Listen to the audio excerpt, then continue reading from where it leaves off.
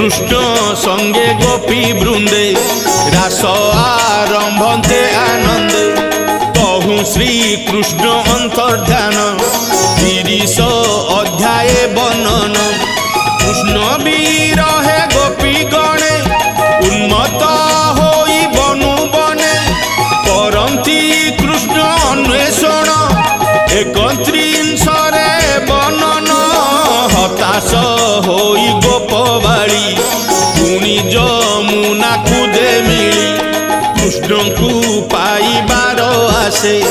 डाकंती अध्याय 32